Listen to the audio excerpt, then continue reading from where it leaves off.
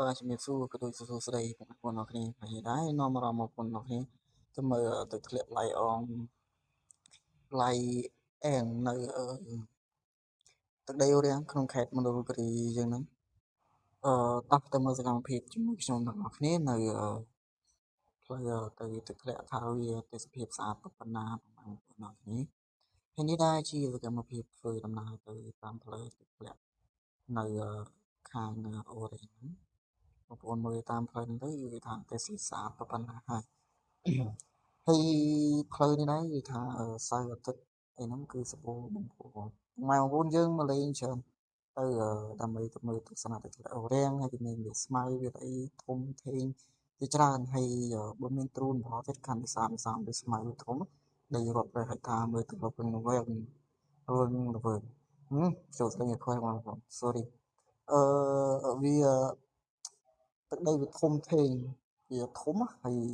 វាទៅស្អាតសស្អាតមែនវាប្លែកអារម្មណ៍ពិសេសអ្នកមកពីខាងក្រោមអ្នកកំពេញអ្នកអីហ្នឹងគឺមកកាលពីកំពង់ចាមពេលគាត់មកលេងទស្សនាណានេះអញ្ចឹងគឺវាមាន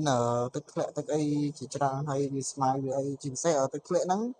គេសូវមិនទៅដល់មិនសូវទៅដល់ទេបងប្អូនដោយសារអីគឺវាឆ្ងាយ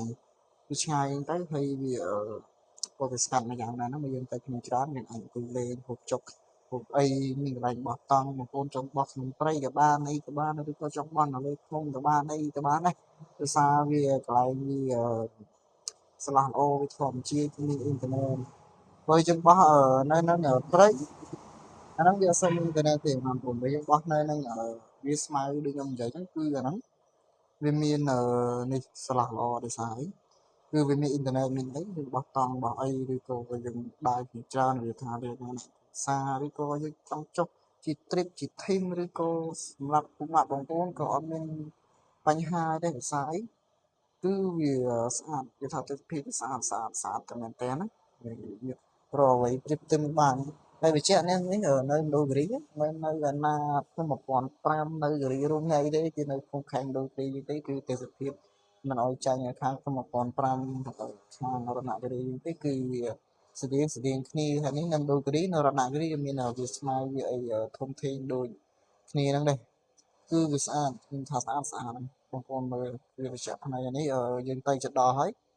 ផ្លូវតាមទៅធ្វើដំណើរហ្នឹងគាត់ថាផ្លូវវារៀងក្លុកបន្តិចដោយសារអីគឺវាមិនភ្លៀងសម្រាប់ខ្ញុំតាមបងប្អូនពេលទៅវាដាច់ធ្លាក់ក្លុកហើយកន្លែងនេះខ្ញុំមិនយឺតសើមជិះម៉ូតូថតទៅពេលទៅក្លុកព្រោះខ្ញុំប្រអន់ហ្នឹង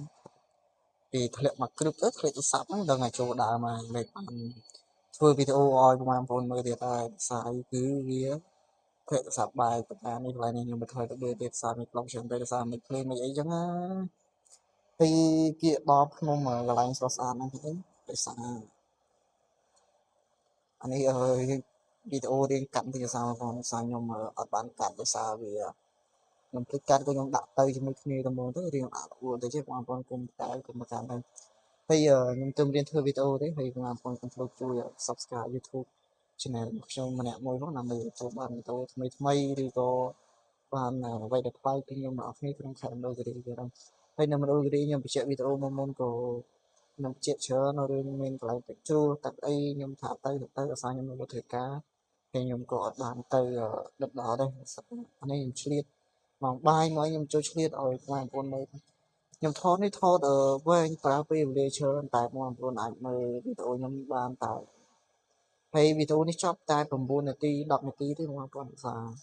ខ្ញុំថតកាត់ខ្លះដែរកុំឲ្យបងប្អូនធុញអីចឹងហើយនេះដល់វាស្មៅប្រើហើយវាថាទេសភាពស្អាតមែនទែនហើយខែនេះចង់មកបងប្អូនមកស្មៅមើលទៅចូលខែ10សោះហ្នឹងវាស្អាតមេឃវារាំងដូចជាចង់មកទៅខ្ញុំបងប្អូនវា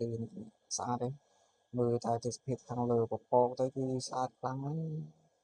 អានេះផ្លូវឡើងទៅដល់លើភ្នំវាលធំធេង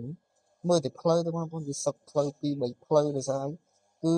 មានពុកម៉ែបងប្អូនយើងមកលេងច្រើនអ្នកមកពីពេញកំពង់ចាមគុំអីទៅមកពីក្រំខាងណាក៏មកលេងបានដោយសារដូគិរីវាស្អាតវាទេសភាពមួយដែលវាស្អាតជាងគេនៅកន្លែងដើរលេងផ្សេងហ្នឹងមិនថាស្អាតទេបងប្អូនថាយើងវាស្លាប់ផ្នែកស្អីវាធំវាអីហ្នឹង Thì cái lạiនេះដែរប្រហែលបងពីខ្ញុំបានមកដល់លើភ្នំហើយគឺមើលទៅទេសភាព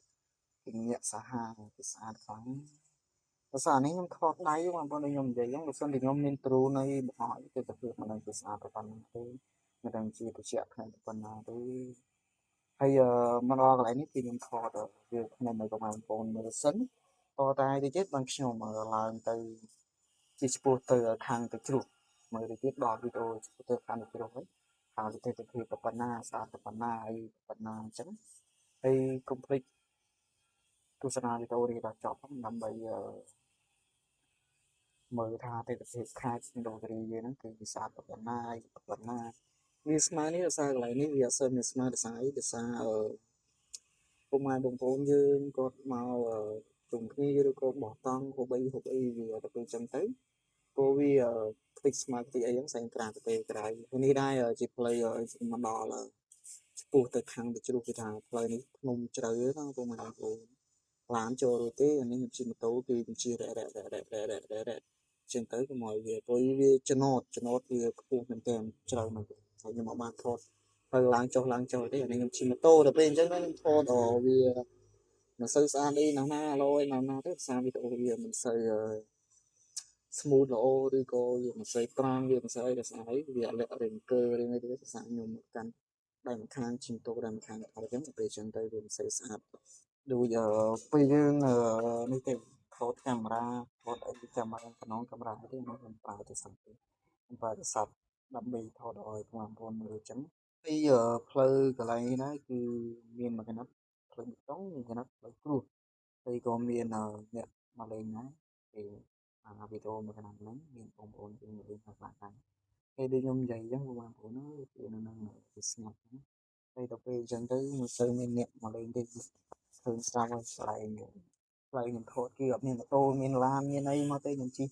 ថតនិយាយថាថតទៅឯងមែនជិះមកទៅឯងហើយនេះចិត្តដល់ហើយបងប្អូនចិត្តដល់ហើយមានហើយទឹកធ្លាក់ដែលខ្ញុំប្រាប់ទឹកធ្លាក់ឡៃអងឡៃអៃហ្នឹងគឺចិត្តដល់ជិះម៉ូតូមកហើយដូចខ្ញុំនិយាយចឹងខាងក្រោមនេះអត់មានអ៊ីនធឺណិតទេបងអត់មានអ៊ីនធឺណិតទេដោយសារអីដោយសារវាមកជ្រៅវាចុះជ្រុះក្នុងជ្រៅចឹងរត់ដល់ទៅជ្រៅហើយនិយាយថាដើមឈើអូធំ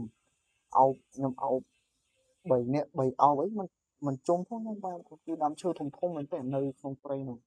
មិនថាខ្ញុំថតពីដើមឈើដើម្បីឲ្យអ្នកអ្នកញ៉ាអ្នកណាមកកាប់អីអត់មែនទេបងប្អូនអានេះជាកន្លែងខ្ញុំថតទៅថាកន្លែងដើរលេងដើរអីចឹងហើយមកដល់កន្លែងនេះរៀងញាក់ដូចបងប្អូនភាសា